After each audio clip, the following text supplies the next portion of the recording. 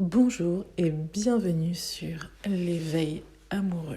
Alors j'ai décidé de créer cette chaîne que vous pouvez retrouver aussi en page Instagram pour aider principalement les femmes qui revivent inlassablement les mêmes relations amoureuses qui, malgré un changement de partenaire, des nouvelles rencontres, vivent toujours la même relation, les mêmes blessures parfois, même en changeant de partenaire, rencontrent toujours le même type de partenaire. Je vous accompagne parce que je suis experte en dynamique relationnelle inconsciente et c'est là où mon expérience personnelle rencontre mon expertise parce que c'est le domaine de ma vie qui a été le plus challengeant, les relations amoureuses. Donc c'est quelque chose que j'ai vécu, que j'ai par moments subi même. Voilà, donc je vous accompagne à créer quelque part une dynamique, un terrain en soi pour attirer, connecter avec des personnes qui vous permettent de vivre ensemble une relation plus sereine, stable et durable. Alors, aujourd'hui, j'avais envie de parler d'un sujet qui me tient à cœur aussi, et je vous dirai un petit peu pourquoi par la suite. Je voulais parler de l'amour, un sujet qui devient de plus en plus risible, comme si l'amour était devenu secondaire, comme si l'amour était devenu quelque chose qu'on expérimente si on a le temps, quelque chose qu'on... Quand je parle de l'amour, je parle des relations amoureuses, évidemment, puisque l'amour, on peut l'expérimenter de mille et une manières, mais voilà, je parle de la relation amoureuse. Et voilà, comme si cette expérimentation, ce vécu de l'amour était devenu complètement secondaire. Donc, et on peut l'entendre parfois dans la bouche de certaines personnes qui parfois sont résignées aussi parce qu'elles ont vécu des relations qui étaient tellement souffrantes qu'elles en sont résignées. Et c'est là qu'il peut être important aussi de faire un travail de résilience, de grandir quelque part de ces expériences. Donc voilà, aujourd'hui, en tout cas, ce que j'entends un petit peu partout, c'est que l'amour, c'est comme devenu un peu too much. Il y a quelque chose qui, oui, mais ça va, enfin, je veux dire, c'est pas indispensable, c'est pas... et puis on en rigole, mais comme si on était un petit peu gêné aussi avec le concept, avec le principe, parce que l'amour, quelque part, quand on le vit, ça nous met totalement hors contrôle. Or, on est dans une société où le contrôle prédomine, qu'il soit au niveau de la politique, qu'il soit au niveau quelque part professionnel. Rares sont les personnes qui sont dans un laisser-être et qui s'autorisent quelque part cette manière d'être et de vivre, en fait, de vivre le monde. Et donc, en fait, la relation amoureuse implique qu'on lâche le contrôle pour qu'il s'y passe réellement des dynamiques. Et puis, c'est aussi un espace où on se métamorphose, l'amour. Le couple, c'est un espace où on se métamorphose, où on se transforme, où c'est l'inconnu aussi. Donc voilà, tout le monde n'est pas prêt à expérimenter ça.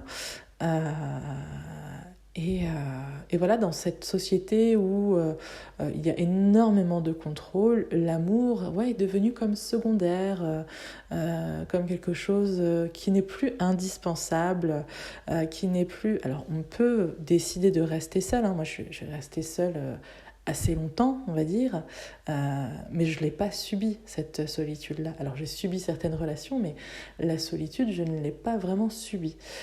Parce que j'ai toujours adoré être seule et voilà, et puis chacun est comme il est et il n'y a rien à redire là-dessus.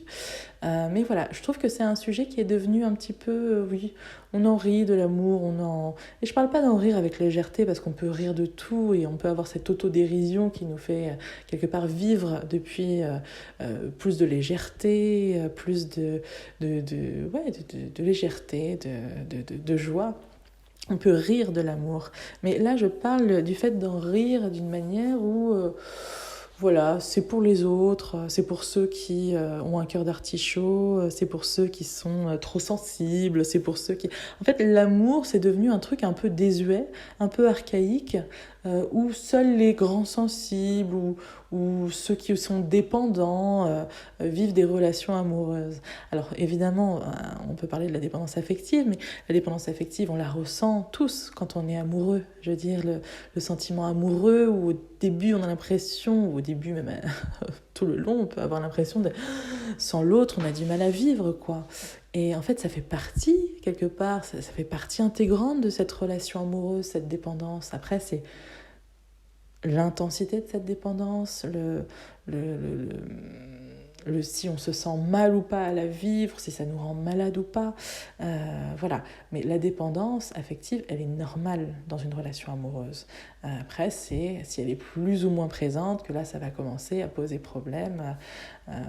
Voilà, parce que ça empêche quelque part le mouvement naturel du couple, parce qu'il y a, voilà, ça empêche une forme de laisser vivre en fait, parce que quand on est dépendant, on peut être aussi contrôlant, parce qu'on veut que l'autre réponde quelque part, que l'autre soit une projection directe de ce qu'on attend de lui, pour répondre à notre manque affectif béant parfois. Voilà. J'ai tendance à passer du coq à l'âne, mais c'est ma manière de vivre le monde et de penser. Et donc voilà, c'est vraiment une invitation à mettre l'amour quelque part au centre de nos vies. À mettre l'amour, à revoir l'amour comme un principe, une expérience fondamentale de l'existence, parce que c'est vrai que tout est devenu, avec la baisse du pouvoir d'achat, toutes ces choses-là, on en fait des priorités, et donc la priorité c'est de gagner bien sa vie, la priorité c'est tout ça, mais quand on part, quand on quitte cette terre, quand on meurt, la mort qui tue, quand on meurt en fait, qu'est-ce qui nous reste ?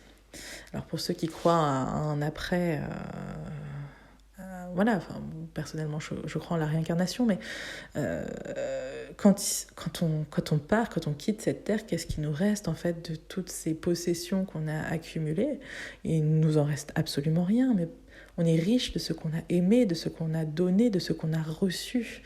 Et c'est une expérience qui est fondamentale. Dans chaque vie humaine mérite quelque part d'expérimenter l'amour. Et souvent, on a tendance à fermer son cœur parce qu'on a vécu des choses, des relations qui ont été très, très difficiles. Mais j'ai envie de dire c'est double peine parce qu'on a fermé son cœur, mais on s'empêche soit d'aimer par la suite, en fait. On a fermé son cœur parce qu'on a souffert d'une relation. Et en plus, on ferme son cœur à son propre amour, en fait. C'est comme si on se punissait 2 fois. Ok, j'ai souffert d'une relation, et puis maintenant, je ferme mon cœur. Mais mon cœur, il est pour moi, il n'est pas pour l'autre. S'il s'arrête de battre, c'est moi qui vais mourir, c'est pas l'autre. Donc voilà, souvent, on s'inflige une double peine autour des relations amoureuses, et on se dit, non mais plus jamais, on ne m'y prendra plus jamais. Voilà. Et c'est là que je vous accompagne, quelque part, c'est à créer un nouveau terrain. Un nouveau terrain. Alors, il y a un proverbe chinois que je n'arrive pas à retrouver, et c'est une amie qui, quelque part, faisait de la médecine traditionnelle chinoise qui me disait, je ne sais plus les termes exacts, mais vous allez comprendre un petit peu le principe, qui me disait, quand un tigre vient, quelque part, sur un tigre ne vient jamais dans des marécages. C'est-à-dire que si un tigre vient, c'est que le terrain est propice quelque part, si un tigre s'installe, c'est que le terrain est propice à son épanouissement. Et donc en fait, plutôt que de dire au tigre va-t'en, eh bien on va travailler sur le terrain pour que le tigre ne puisse plus revenir. Finalement, le problème, ce n'est pas l'autre, c'est de prendre la responsabilité, de se dire que nous attirons toujours le même type de partenaire. Donc c'est important de partir d'un espace souverain. Moi, je vous accompagne et on met en lumière l'origine de la croyance racine, le terrain quelque part qui s'est construit derrière ces croyances et qui fait que vous attirez toujours la même personne, le même type de personne, même en changeant de partenaire. Voilà pour cette première vidéo, pour ce partage. Donc je suis Sarah Amonou et voilà. Et j'ai toujours été passionnée par les dynamiques relationnelles, c'est-à-dire que depuis petite, je ressens ce qui se passe entre les gens sans qu'ils ne se parlent, tous les silences en fait qui sont lourds de mots. Tout ça, c'est quelque chose qui vient très facilement à ma conscience et j'adore vraiment tout ce qui touche aux relations amoureuses. C'est quelque chose qui me, j'ai envie de dire, qui me berce, qui me passionne, voilà, c'est vraiment quelque chose que j'adore. Et je me suis rendu compte dans mes accompagnements, parce que ça fait 10 ans que j'accompagne d'une manière holistique, c'est des accompagnements holistiques et humanistes. Et en fait, ce qui revenait le plus, c'était justement ces relations amoureuses et d'aller quelque part à la racine de ces problématiques, à les conscientiser, identifier, conscientiser, transformer. C'est ce qu'on fait ensemble.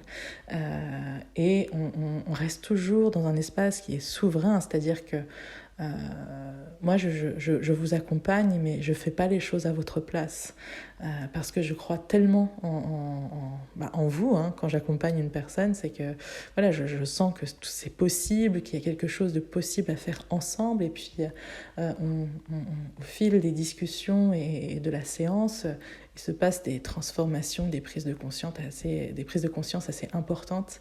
Et c'est vraiment ça que j'adore, c'est vous accompagner justement dans ces endroits un petit peu obscurs de la conscience qui permettent de transformer beaucoup de choses. Voilà, je vous retrouve bientôt pour une nouvelle vidéo. En attendant, prenez bien soin de vous.